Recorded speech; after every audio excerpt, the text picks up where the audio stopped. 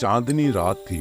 आसमान पर पूरा चांद अपनी ठंडी रोशनी बिखेर रहा था और जमीन पर जैसे चांदनी की चादर सी बिछी हो। गांव के पास बहती हुई नदी की लहरें इस रात कुछ खास ही खूबसूरत लग रही थी। गांव के दो छोटे बच्चे अनमोल और रिया अपने दादा के साथ एक नाव की सैर के लिए जाने वाले थे। दादाजी ने कहा, बच्चों, आज की रात कुछ खास है। ये चांदनी रात हमें एक जादुई दुनिया में ले जाएगी। अनमोल और रिया की आंखें बड़ी हो गई। जादुई दुनिया? रिया ने तजस्सुस से पूछा। दादाजी हंसते हुए बोले, हाँ, इस चांदनी रात की नाव की सैर में कुछ ऐसा जादू है जो हम देखेंगे। तीनों नाव में बैठ गए और दादाजी ने चप्पू चलाना शुरू किया। नाव आस्ता आस्ता नदी के बीचों बीच चलने लगी। चांदनी की रोशनी जब पानी पर पड़ी तो ऐसा लगा जैसे पानी पर सफेद रेशमी चादर बिछी हो।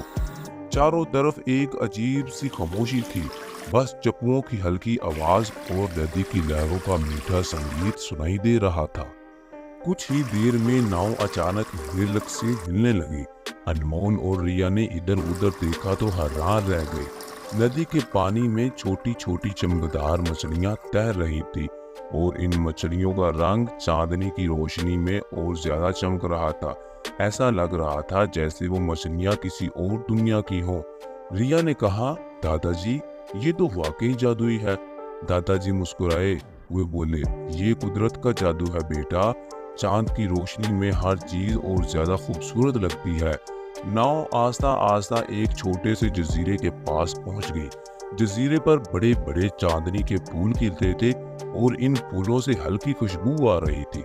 अचानक एक प्यारी सी तितली अनमोल के कंधे पर आकर बैठ गई। वो तितली भी चांदनी की तरह चमक रही थी।